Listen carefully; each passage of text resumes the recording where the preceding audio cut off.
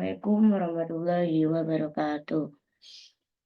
Sebelumnya, perkenalkan nama saya Hoirun Nisa dengan NIM 22141221007 dari Program Studi Teknologi Pangan Universitas PGRI Wiranegara. Di sini saya akan menjelaskan tentang pemanis buatan. Apa sih pemanis buatan itu? Pemanis buatan atau bisa disebut dengan artificial sweetener merupakan senyawa yang secara substansial memiliki tingkat kemanisan lebih tinggi, yaitu berkisar antara 30 sampai ribuan kali lebih manis dibandingkan sukrosa atau gula-gula yang berada di pasaran. Pemanis buatan diperoleh secara sintetis melalui reaksi kimia di laboratorium maupun skala industri. Karena diperoleh melalui proses sintesis, dapat dipastikan bahan-bahan tersebut mengandung senyawa-senyawa sintesis. Penggunaan pemanis buatan perlu diwaspadai karena jika memiliki takaran yang berlebih dapat menimbulkan efek samping yang merugikan kesehatan manusia. Ada beberapa hasil penelitian menunjukkan bahwa beberapa jenis pemanis buatan berpotensi menyebabkan tumor dan bersifat karsinogenik.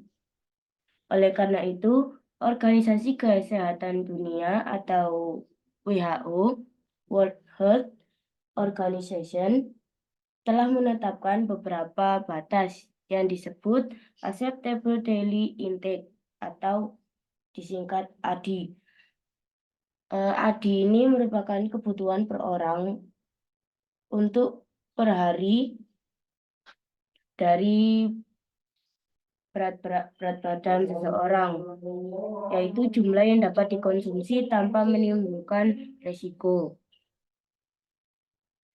Ada beberapa macam jenis pemanis buatan yang diizinkan dan batas ADI di Indonesia lebih mengacu peraturannya dikeluarkan oleh US Food and Drug Administration atau FDA.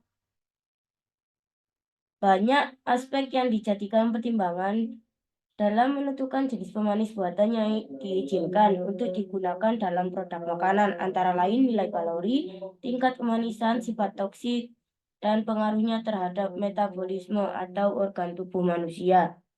Beberapa jenis yang dapat atau diizinkan penggunaannya di Indonesia itu ada alitam. Alitam ini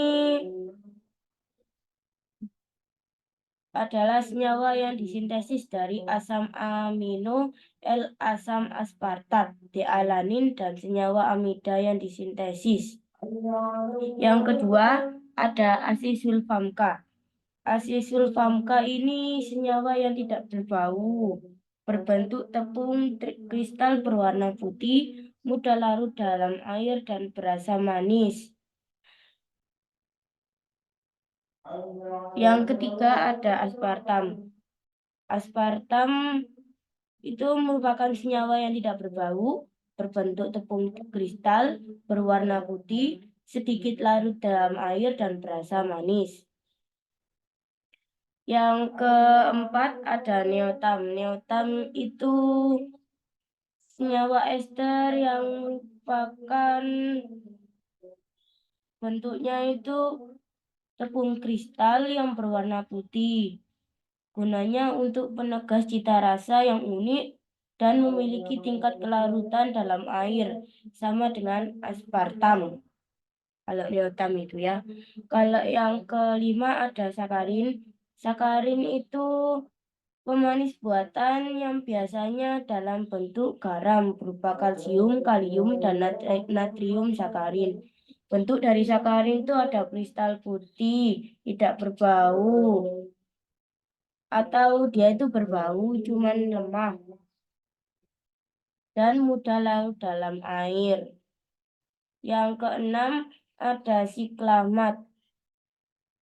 Siklamat itu secara umum berbentuk kristal putih, tidak berbau, tidak berwarna, dan mudah larut dalam air dan etanol. Yang terakhir ada sukralosa. Sukralosa sendiri itu dia berbentuk kristal berwarna putih, tidak berbau, mudah larut dalam air, metanol, dan alkohol. Dan dia dapat sedikit larut dalam etil asetat. Dia juga berasa manis tanpa purna rasa yang tidak diinginkan. Dari ketujuh jenis pemanis buatan ini, eh, dia diizinkan, tetapi setiap orang itu memiliki konsentrasi pemanis yang berbeda-beda.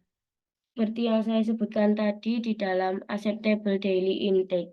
Itu dia berdasarkan dari berat badan orang tersebut. Sekian dari saya. Mungkin jika ada pertanyaan, bisa bertanya lewat komentar.